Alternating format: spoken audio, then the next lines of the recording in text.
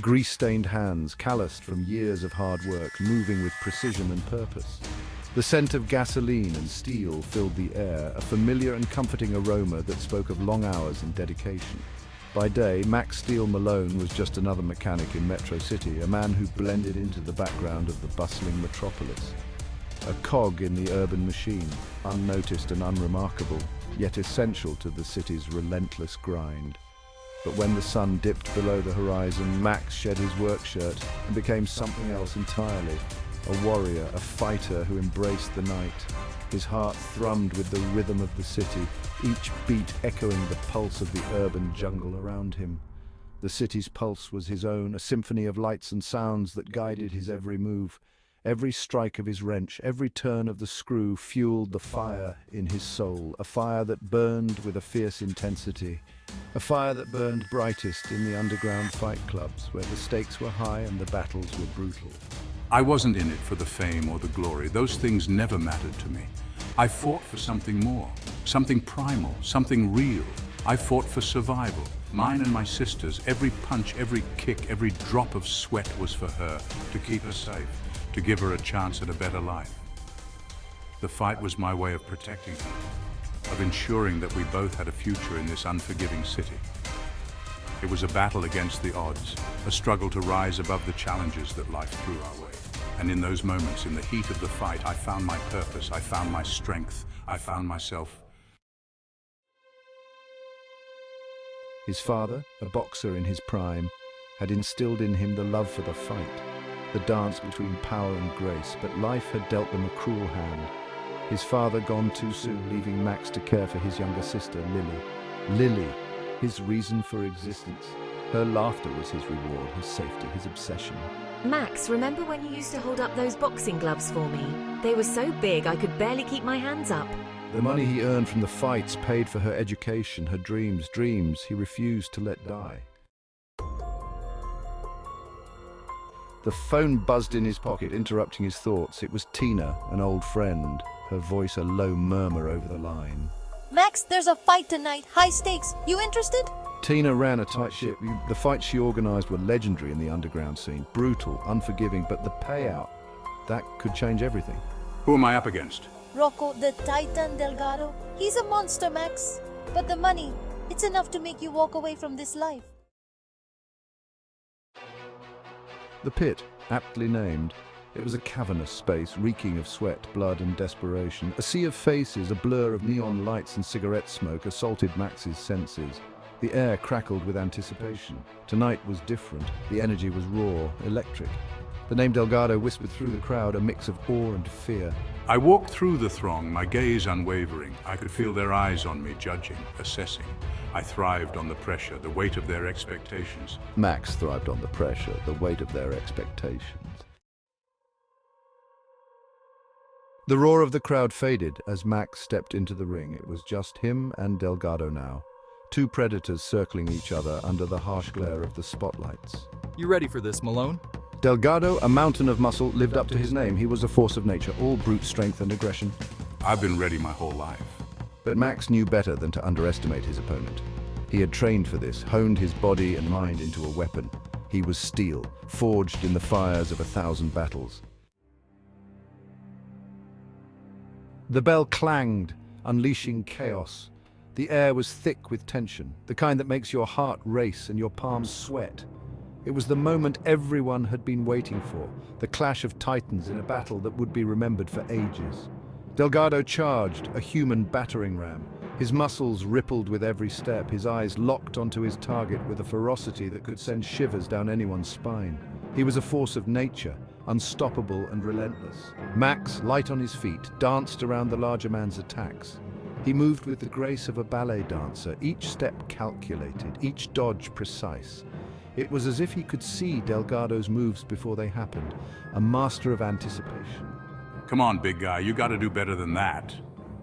Max's voice was filled with a mix of confidence and mockery, a tactic to get under Delgado's skin. He knew that anger could cloud judgment, and he was ready to exploit any weakness. He couldn't match Delgado's strength, but he didn't need to. Max had a different kind of power, one that came from his mind and his ability to read his opponent like an open book. He had speed, agility, and a mind that could anticipate his opponent's every move. Each dodge, each sidestep, was a testament to his training and his understanding of the art of combat. The crowd roared, their cheers a cacophony of sound. It was a symphony of excitement, fear, and admiration. They were witnessing something extraordinary, a battle that transcended mere physicality. They were on their feet, captivated by the raw display of power and skill. Every punch, every dodge was met with gasps and cheers, a roller coaster of emotions that kept them on the edge of their seats. Stand still, you little... Delgado's frustration was palpable. His voice echoed through the arena, a mix of anger and desperation. He was used to overpowering his opponents, but Max was proving to be a different kind of challenge. Max absorbed the blows that landed, using Delgado's momentum against him. Each hit was a lesson, each impact a chance to turn the tide in his favor. He was a master of adaptation, always finding a way to turn his opponent's strength into a weakness. He was a shadow, a phantom, striking when least expected. In the dim light of the arena, he moved like a ghost, always one step ahead, always ready to exploit any opening. It was a dance of shadows and light, a battle of wits and wills. The fight raged on, a brutal ballet of sweat and blood. Both men were exhausted, their bodies pushed to the limit. But Max could sense Delgado's frustration building, his movements becoming wilder, more desperate. This was his chance. This is it. Time to finish this. Seizing an opening, Max delivered a lightning-fast combination, a blur of fists and elbows. A sharp crack echoed through the arena as his final blow connected with Delgado's jaw. No! The crowd erupted as Delgado crashed to the ground, the Titan finally fallen. The silence that followed was deafening. Max stood over his fallen opponent, his chest heaving. He had won, but victory tasted like ash in his mouth. His body ached, a symphony of pain. Every muscle screamed in protest, a reminder of the brutal battle he had just endured. But it was the look in Delgado's eyes that haunted him. Defeat, humiliation. The man who once stood as a formidable opponent now lay crumpled, his spirit shattered, but also a flicker of something else, fear. It was a primal fear, one that Max recognized all too well. It was the fear of losing everything. The cheers of the crowd washed over me, a cacophony of voices celebrating my victory. Yet amidst the noise, I felt a strange emptiness. But I felt strangely detached. The faces in the crowd blurred together, their cheers hollow. I had fought for survival, for my sister's future, but at what cost? I had fought for survival, for my sister's future, but at what cost? The weight of my actions pressed heavily on my conscience. Each punch, each blow had been a step further into a world I never wanted to be part of. The prize money felt heavy in his hands. It was supposed to be a symbol of hope, a way out of the darkness that had enveloped his life. It was a lifeline, a chance for a new beginning. But as he stood there, the weight of the money seemed to anchor him to the very world he wanted to escape. But as he looked at the blood staining his gloves, he couldn't shake the feeling that he had crossed a line. The blood was a stark reminder of the violence, the pain, and the sacrifices he had made. It was a line that once crossed could never be uncrossed. The echoes of the fight, the cries of the crowd, and the haunting look in Delgado's eyes would stay with him forever. Max knew that while he had won the fight, the true battle was far from over. Lily's sleeping face was his anchor, her innocence a stark contrast to the darkness he carried within.